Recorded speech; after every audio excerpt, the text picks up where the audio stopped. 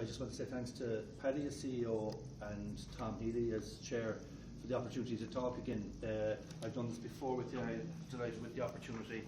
And I'm just going to touch on the transforming lives the Minister spoke about. Delighted to have the opportunity to be with him here today and to answer some of the questions in the panel. As I go through this, when I touch on transforming lives, some of the changes that we're implementing in the HSE that might support the implementation of this, and support also a greater level of consultation and engagement at a local level, and to touch also then maybe on some of the challenges and opportunities as we move forward, particularly touching on some of the day service ones that the Minister was talking about, and just to finish on the assisted decision making and maybe what that's going to mean for the future.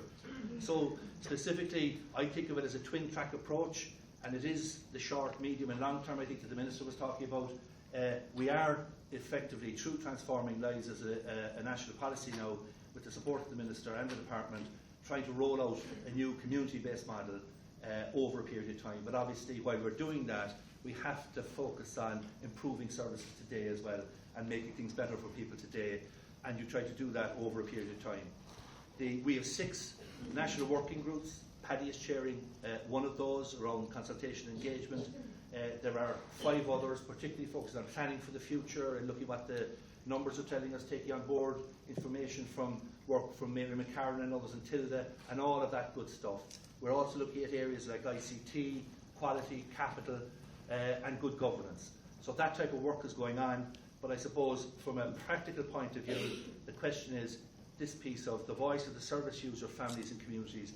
Are your voices being heard? Are the voices of service users being heard? And I think we have more work to do in relation to that, and we're committed to doing it.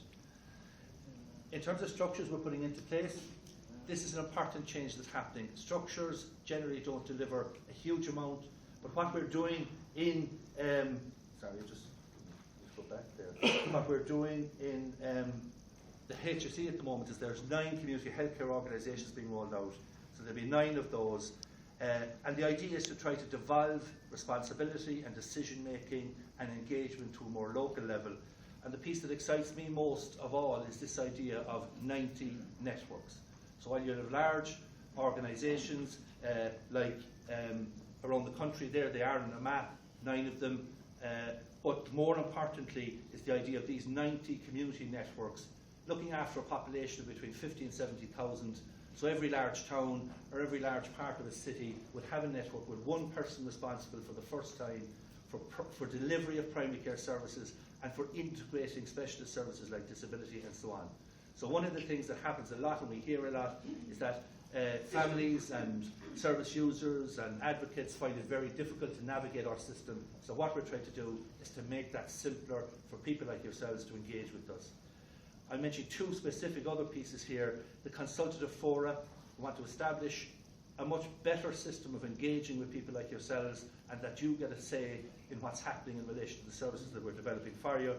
And also this idea of community development. I know a lot of the time the sense might be that organisations like the HSE don't want to see a strong voluntary or representative sector. I want to make a real commitment that we are very much supportive of developing the type of partnership role we have with Inclusion Ireland and with other voluntary support organisations, because I think the stronger and more vibrant we can develop that, the better we can ensure that our services locally respond to your needs. So that's important to us. And this idea of community connectors, where there are people working in our services, in the voluntary organisations, providers, as advocates, who can link in with both the formal and informal supports at local level, and we want to develop that to a far greater extent. So, if we talk then about what are we meaningfully going to do about the consultative fora, well, what we're going to do, we have a national consultative fora. Paddy has been on that. Somebody else has taken over recently, participating on behalf of Inclusion Ireland. We have provider representatives and so on. But with these new 9 community healthcare organisations, we're going to develop now 9 consultative fora at that level. And that's a really important piece, and that will be representative and will have representation from groups like Inclusion Ireland on it, as well as providers, HSE and so on. In addition to that, each of those will have, they'll be able to shape their own business, if you like, but they will have 4 groups. They will definitely have a group looking at residential services and the national policy there, time to move on. the new direction policy that we just talked about around day services and how that's developing, the therapy services, the progressing disability services and so on. There'll be a subgroup specifically looking at that, and also the idea of active citizenship. So supporting service users and families to participate more. So each of the consultative fora will have a representative subcommittee looking at those things and ensuring that people are involved in the decisions that are going on. And below then, at that network level that I was talking about, at the real local level, there'd be 90 networks with one person responsible for them, and we want to develop a connectivity with yourselves and representatives like that to participate with us. I'd use the example of we've already engaged as a HSE with Paddy and the team around the development of family fora around our residential centres, and this was an initiative we put into place after Oris Attracta and so on. So now we're working with Paddy, and he is working with local units like Oris Attracta, Craig House, St. Rafferty's in All, St. Patrick's Centre in Kilkenny, and working with those to develop effective and meaningful family fora to ensure that families and service users are properly engaging and represented independently of the HSE with local management and with the local services and having a say in that. And I think that's something that we can use as a model to develop engagement across other types of services as we move forward. And that idea of nothing about us without us, I talked to you about that a couple of years ago when I was here, and I think this is us trying to put a meaningful frame on that would work for service users and family representatives and advocates and so on.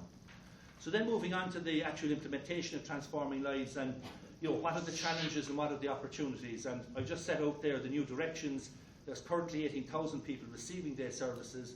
As the Minister and Paddy and your workshops are saying, in some of those cases there's very innovative work going on.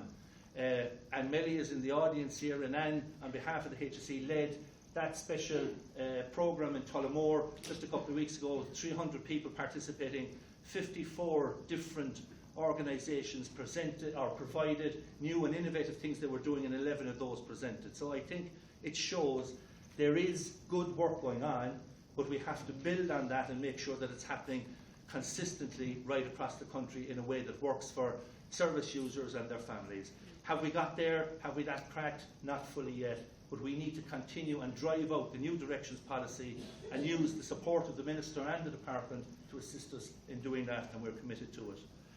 Equally, in the residential side of things, there's 8,800 people currently being supported. Some of that is in congregated settings, about 2,500 people, but 6,500 people nearly are living in different type of community supports.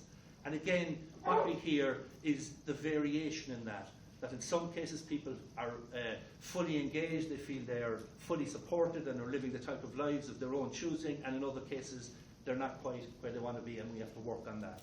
So some of the challenges that will be there for us all in relation to that, I think, is supporting people with disabilities to actually have the confidence to look for what they want to seek themselves, and to be as demanding in that, if you like, as we would want them to be.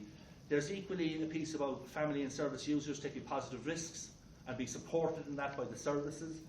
There is a blurring, I suppose, as you move on between what was special services and mainstream services, and I know that people have different views on that. And when I think of the idea of special services, or why we were moving away from the notion of special, was that we felt it was exclusive, but at the same